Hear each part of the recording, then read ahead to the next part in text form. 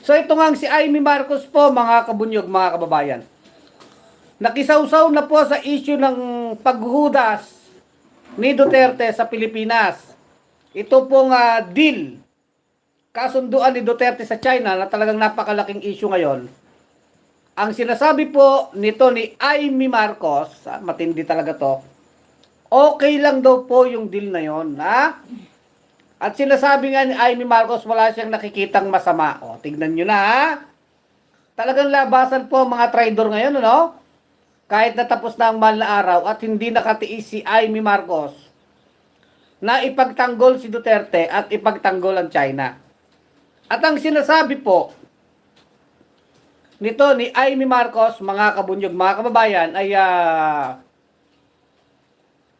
OA daw po, overacting or OA or exaggerated. Ibig sabihin, exage, no?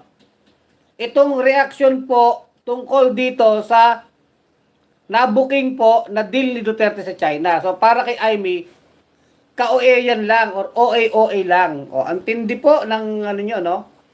Ang tindi nitong senador na ito ng mga Dutards. Eh, hindi rin to nahihiya sa kanyang kapatid, eh, no? Matindi ka, Amy. Makahimod ka lang ng puwet ni Duterte. Kahit na lang yung basic unity na sana bilang mga Pilipino ay magkaisa tayo laban sa China, ay hindi po yan wala yung epekto kila Amy Marcos. Binabaliwala nila yan.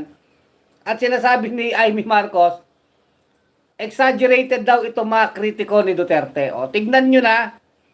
At wala siyang nakikitang masama dito sa kasunduan ni Duterte tungkol sa Ayungin Shoal, kung saan tayo daw ay papayagan is the word, papayagan ng China na tubig lamang at pagkain ang dadalin sa BRP Sierra Madre. Ha? Walang nakikitang masama ang hudas na si Amy Marcos. Matindi kang Amy Marcos ka, hudas ka talaga. Tignan nyo, pagkatapos niyang ipagtanggol si Kibuloy, si Duterte naman ang pinagtatanggol niya at pinagtatanggol niya ang China. So para wala tayong fake news, mga kabunyog, mga kababayan, babasahin ko na lang ang balita. No? Ito, walang fake news ito, no? So ito nga po, itong si Amy Marcos, ito po ang sabi niya, Philippine Star, Manila, Philippines, bagong-bagong balita lang po ito, no? There was a bit of exaggeration in the assertion of retired Supreme Court Justice Antonio Carpio that former President Rodrigo Duterte gave up the Philippines' ownership of Ayungin Shoal under the guise of a gentleman's agreement with China, according to Senator Amy Marcos. Ang sinasabi dito ni Amy, over naman daw tong si Justice Carpio. Kasi nga binabatikos po ni dating Justice Carpio itong ginawang deal, kasunduan ni Duterte sa China tungkol sa Ayungin Shoal.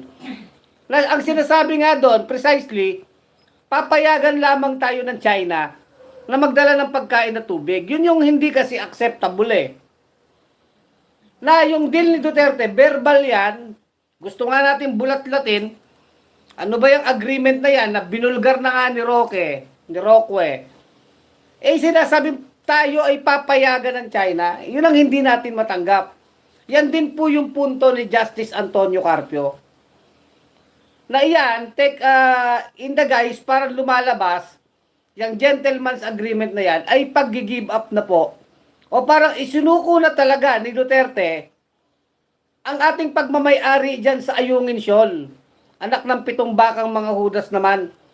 At sumasama pa tong si Amy Marcos, kaya tandaan nyo to, mga kababayan ko, mga kabunyog.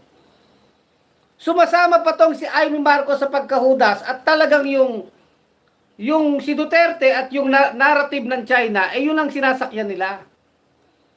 Yun ang hindi talaga natin maintindihan. Sa bagay, alam na nga natin dahil mga hudas nga. Ay maintindihan mo si Amy dahil ito nga talagang maka-Duterte ito. At ito naman nag-aambisyon talaga to maging Vice President ni Inday Takaw. Yan ang background ni Amy Marcos, no? Nung magkakampi pa yung kapatid niya, yung mga Marcos at Duterte, nung magkakampi pa yan, ang isa sa mga plano niya ni Amy talaga ay tumakbong vice president sa ilalim ni Sara Duterte. Aminin man niya yan o hindi. So gusto niya, ipe-preserve talaga yung Marcos-Duterte alliance para siya nga naman ang vice. Ang problema, nag-away na nga yung kanyang kapatid at pinsan at laban dito sa pamilya ni Duterte. At ngayon nga, yung kanyang gumuguhong pangarap ay mukhang hindi na siya magiging vice. Kung lalong masisira si Inday Takaw. Kasi kung si Romualdez nga ang tatakbo, hindi naman siya pwedeng maging vice ni Romualdez. Kasi magpinsan sila. Ngayon, dahil alam nating maka-Duterte yan si Amy Marcos, kahit sa issue ni Kibuloy, pinagtatakpan niya si Kibuloy, pinagtatanggol niya si Kibuloy. Itong sinasabing rapist na pastor na ito na maraming biktima ito na nagrereklamo. Yang si Kibuloy na maraming kasong kriminal yan, kahit sa US. Pinagtatanggol po ni Amy Marcos yan. Abay, pagdating na naman dito sa issue ng China, hindi pa natatapos yung issue kay Kibuloy. Eto na naman si Amy Marcos na kasintabilang dila ni Harry Roque. Hindi nahihiya sa mga Pilipino. Ewan ko. Bakit ba sila nakakaharap pa ng yung kanilang pagmumukha na iaharap pa nila sa bayan? At ang sinasabi niya rito, wala siyang nakikitang problema sa deal ni Duterte sa China. Kung saan, hindi kaya napanood ni Amy Marcos yung ginawang kulang na lang ay patayin yung ating Philippine Coast Guard dahil naghahatid nga ng yung ating resupply mission dyan sa BRP Sierra Madre. Di ba binomba ng water cannon? Winater cannon po yung loob ng ating vessel. Yung unay sa May 4 na ang dami ngang na-injury ng mga Philippine Coast Guard. Ilang beses na pong ginawa sa atin yan. Yung pag-water cannon na yan. At ito na ang huling insidente, yun ang pinakamalala na talagang sinabi natin, tama na, sobra na yan. Kahit pa paano naman, itong administrasyon ni Marcos, pumalag na din. Kaya lang, itong si Amy Marcos, ang kanyang logic dito, wala naman daw masama doon. Ano ba, pwede bang murahin to? Pwede bang magmura sa Facebook? Ay, sus Mariosep. Sana buhay pa yung mga kagaya ni Antonio Luna. Alam nyo si Antonio Luna, panoorin nyo yung kanyang pelikula, no? Talagang si Antonio Luna galit na galit sa mga traidor, no? Talagang pinagmumura ni Antonio Luna, no? Sayang hindi na buhay si Antonio Luna. Ano? Ganyan ang ginagawa ni Amy Marcos. Kaya ngayon, sabi niya, wala daw problema, OA. Sa tingin mo, Amy Marcos, kulang na lang pumatay yung China, tapos OA? OA pa ba yung sinasabi ng mga Pilipino? Yung sinasabi ni Justice Carpio, na para magangyang ayungin siyol, kaya nagkakatarantado na yan China na yan. Nagiging masyadong tarantado na yan China na yan. Dahil nga dyan sa deal ni Duterte na yan, yan nga yung sinasabi ng China na may deal daw sila, na may kasunduan na ang Pilipinas hindi sumusunod. At yung deal ni Duterte na yan, nakahudasan, ay kitang-kitang pagkahudas, sapagkat si Duterte ang nagpapaalam sa China. Yan ang lumalabas dyan eh.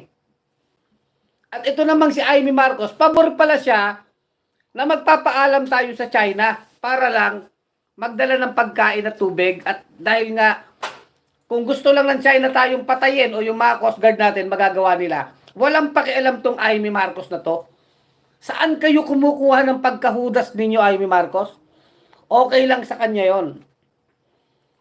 At ang matindi dito kay Amy Marcos, ito ang pinakamasakit po mga kababayan. Siya po ang chairperson ng Committee on Foreign Affairs. Yan ang pinakamasakit eh. Kaya mga kababayan, sana sa susunod na pagboto natin, wag na tayong boboto ng mga hudas. Siya ang chairman ng Committee on Affairs na supposed to be, siya yung mag-iimbestiga dito. Siya sana yung boses ng bayan dyan sa Senado na nagsasabi, mangunguna, hindi tama itong mga secret deal na ito, hindi tama ito. Anumang deal, anumang kasunduan na nagpapahina sa posisyon ng Pilipinas, hindi dapat natin tinatanggap. Dapat siya ang nag-iimbestiga ngayon pa lang. Kasi under po yan sa komite ni Amy Marcos, yung Committee on foreign relation. Di ba? Yan din yung sinasabi ni Trillanes sa kanya. Na kesa nagdadaldal siya dyan, bakit hindi siya magkaroon ng pagdinig sa Senado? At ipatawag si Roque, ipatawag si Duterte, pagsalitain si Alan Cayetano, ano ba yung kabuuan ng kasunduan ni Duterte na yan na secret deal niya sa China? Na ibigay ano ba talaga yung pinagpuputok ng China na yan? Na yan namang deal na yan, sinasabi nga ni Justice Carpio, hindi yan pwede. Kasi labag yan sa konstitusyon at yan ay pagsuko ng ating karapatan. Na totoo naman.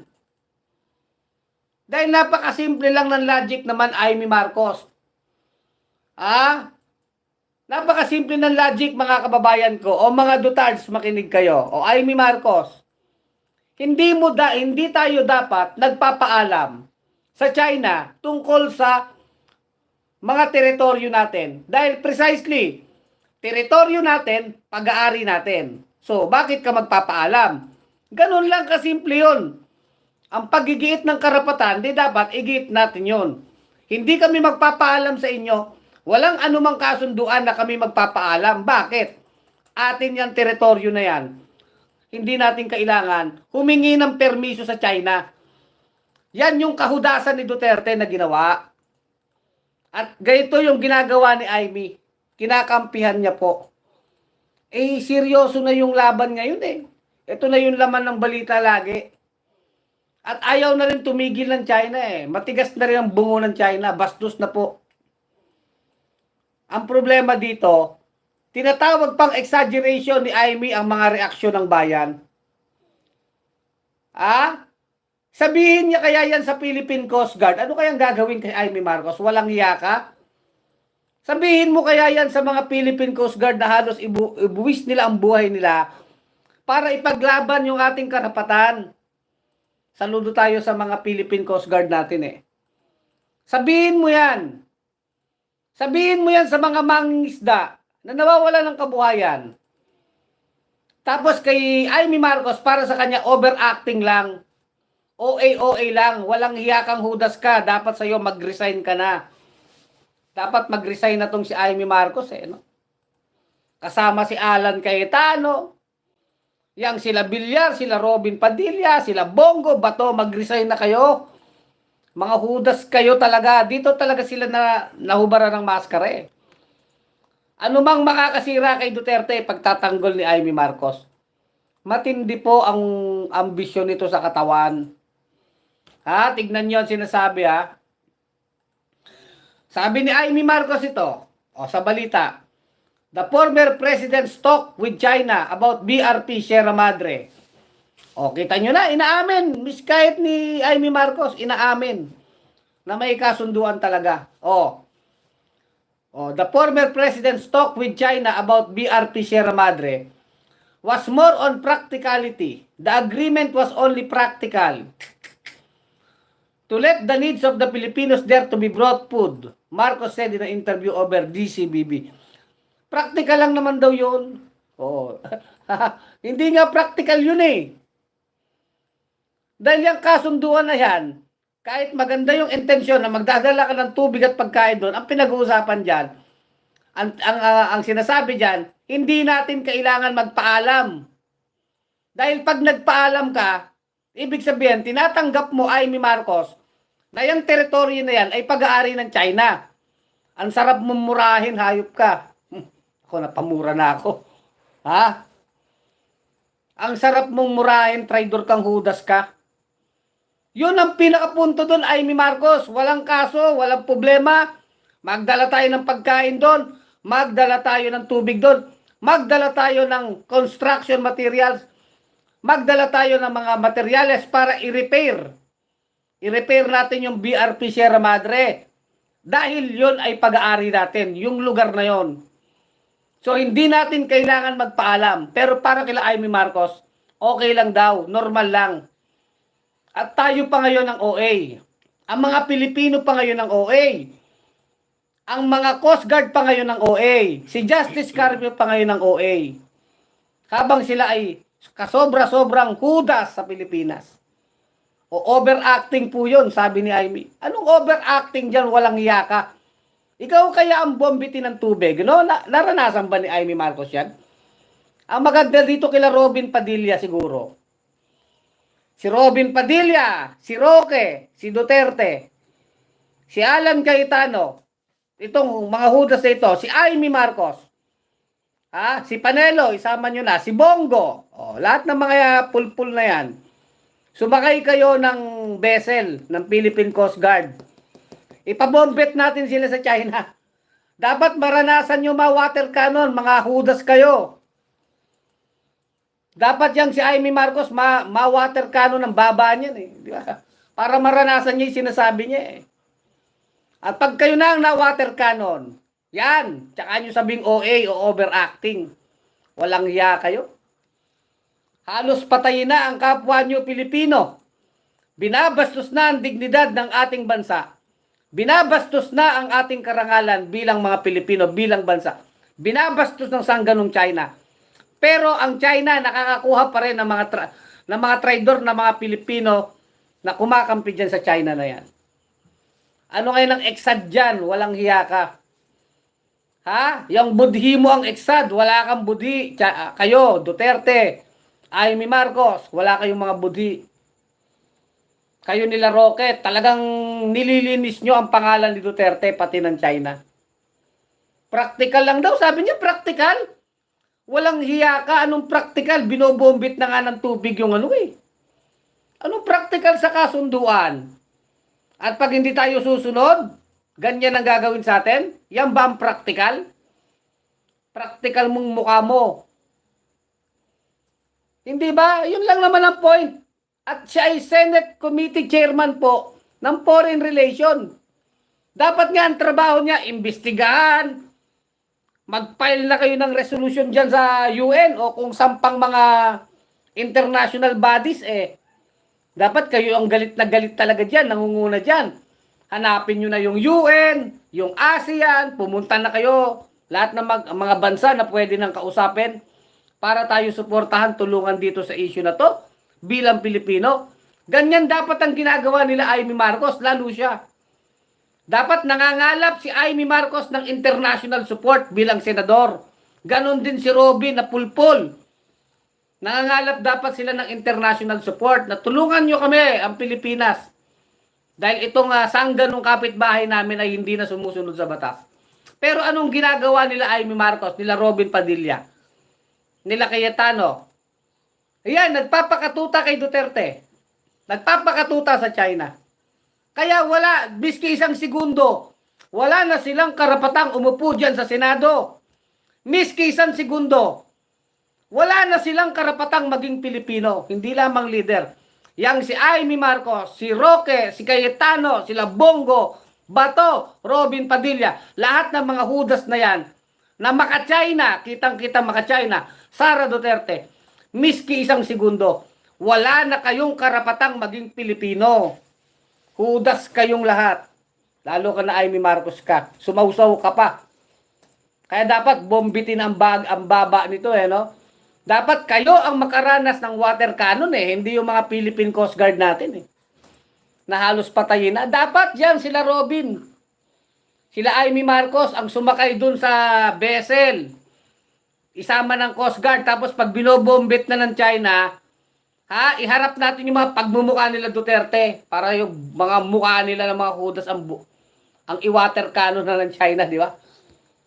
Di ba? Nakukuha nyo? Walang hiya ito. Hindi nahihiya ito sa mga Pilipino. Practical lang daw yun. At OA daw ang mga kritiko. Tignan nyo yung sinasabi. Talagang China, no? To me, the conversation between Duterte and China was fine. Fine lang daw. Fine. Wow. Okay lang daw. There was no treason. Wala daw. It was agreed to be peaceful and bring the needs. Peaceful ba yon? Walang hiya ka. Peaceful. Ang tagal na tayong tinatarantado ng China, peaceful pa rin sa kanya. Mapayapa ba yon? Wala, ito talagang sila Amy Marcos. Yes. Direct po na sinabi niya yan. Walang fake news. Oh, let's not put Filipino lives in danger. Oh, ay nako, sarap sabihin. Ang sarap murahin. Let's not put Filipino lives in danger. Wag daw natin ilagay ang buhay ng Pilipino sa kapahamakan. Eksakto. Pero kayong mga hudas, yang si Duterte ang naglagay sa kapahamakan sa ating mga mangingisda, sa ating mga Philippine Coast Guard, sa interes ng Pilipino. Bakit? Dahil nanalo na tayo sa kaso nung panahon ni Pinoy na panalunan na natin sa korte pero hindi niya pinaglaban ng ating panalo. Ganyan kayo katraidor. Kaya kayo, Amy Marcos, Roque, Duterte, Cayetano, Bato, sila Bongo, lahat kayo mga China kayo. Kayo ang naglagay sa kapahamakan kung bakit napakasanggano ng China na yan. Kayo ang may ano dyan. Kayo ang kasabwat ng dayuhang sanggano na yan. O yan, pinapakita nila kayo at pinapaliwanag natin dito. Kasi para kila Amy, walang problema eh. Ang gusto talaga nito, didilaan na yung puwet ni Xi Jinping. Matindi. O, yan o. Ayan po o. At ang dapat nga, sabi nga ni Trillanes sa kanya eh, hinahamon na siya eh. Eh dapat ikaw Amy Marcos, nagpapatawag ka na ng hearing eh. Kasi malala na po ang China eh. At dapat kumukuha na kayo ng suporta sa international. Kahit man lang sa issue na to na wala na sana muna politika. Walang pro Marcos, walang pro Duterte o ano pa mang kulay. Dapat sa issue ng China versus Philippines, inaasahan sana natin na lahat tayo dito Pilipino. Regardless of political color. Regardless kasi ang nakasanlabayan eh. Hindi na mahalaga, maka Duterte ka, maka Lenny ka, o maka Marcos ka, kahit man lang sa issue ng West Philippine Sea, binabastos tayo ng mga dayuhan nitong China, ninanakaw ang ating teritoryo, ninanakaw ang ating likas na yaman, binabastos tayo, magkaisa tayo bilang Pilipino, kahit ano ang iyong political color. Yun lamang. Pero itong sila Amy, hindi eh. Para ginagamit talaga nila to para ipagtatanggol pa si Duterte. Ayan, siya mismo naglalantad dyan sa deal na yan. Na sinasabi nga ni Panelo, hindi daw totoo, sabi ni Duterte. O di ba? Hinalo-halong kalamay na eh. Iba rin yung tono ni Panelo eh. Dinedenay niya. Eh ayan, si Amy Marcos na rin ang nagsasalita. Para kay Amy Marcos, practical lang daw yon at OA daw tayo.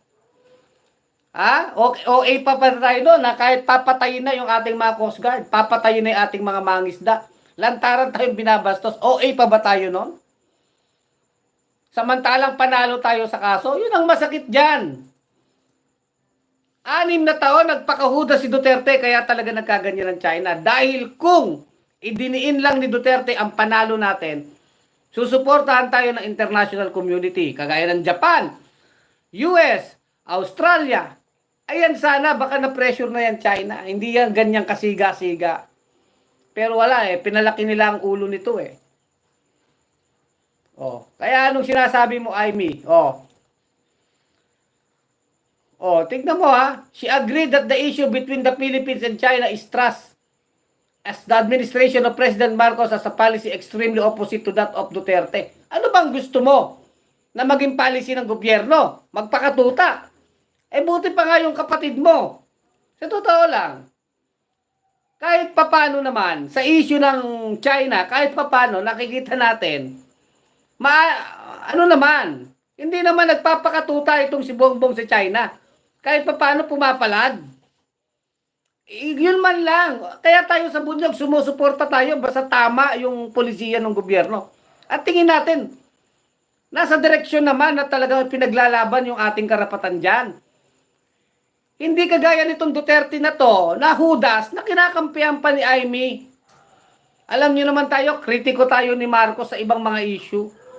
Pero ang sinasabi natin dito, hindi na mahalaga ang politika muna. Ang mahalaga dito, yung Pilipinas, tayo bilang Pilipino. Eh ang gusto niya yata, gagayahin ni Marcos Jr., yung polisiya ni Duterte.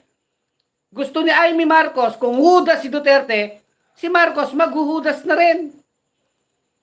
Eh hindi nga ganun eh. Pumapalag nga yung gobyerno ngayon sa China. Dahil yun naman talaga ang tamang gawin. Pumalag tayo. Oh, anong gusto mo, Amy Marcos, na gagawin ng gobyerno? Magpapakatuta, kagaya nyo? Oh, tignan nyo. Tapos, idinadaan nila sa US. Buti nga, naghihingi pa na, kahit pa paano, nag-aabot ng tulong ang US atin, Joint Naval Patrol, kasama ang Japan. Ang gusto nyo yata, puro China na bilateral nga. Pero China lang ang nasusunod sa gusto nila. Bakit ka makikipag-usap sa isang kapitbahay mong sanggano na hindi ka naman nire-respeto? Ganyan sila, Amy Marcos. O Marlon Besonia, ano ang solusyon mo? Ano ang solusyon natin? Una, magkaroon tayo ng malakas na kasunduan at relasyon sa international community. Galing sa mga eksperto yan, Marlon Besonia. Kunin natin ang suporta ng international community para i-pressure ang China. I-downgrade natin ang ating diplomatic relationship with China. Hindi lang naman gera-gera ang solusyon eh. Solusyon na yan mga bobo. Yung gera-gera na yan. Kaya ngayon, Joint Naval Patrol ng US, Japan, Philippines. Pag nagpapatrolya na po ang US, Japan, Pilipinas, kasi plano nila yan eh. Ay tingin nyo, iwa-water cannon ba yan ng China? Hindi. Hindi yan gagawin ng China. Tayo lang naman ang nabubuli-buli.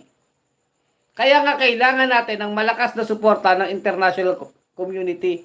Marami pang opsyon na solusyon. Pero yun nga, itong si Duterte hindi niya yan ginawa. Ibinasura niya ang panalo ng Pilipinas. O, di ba? O, hanggang dito na lang ang ating vlog ha. Mga kabunyog, mga kababayan, itakwil natin yan si Amy Marcos, kinakampihan ng China, no? So muli ito si Kulex Soliman, ang malupit sa katotohanan sa bunyog pagkakaisa. Mga kabunyog, mga kababayan, tuloy ang laban. Bunyog, bunyog, halikan na kasama ka. Bunyog, kapag buklod ay may pag-asa. Luzon, Visayas, Mindanao, isa ang pananaw. Sa bagong Pilipinas ang bunyog isisigaw. Bunyog, bunyog.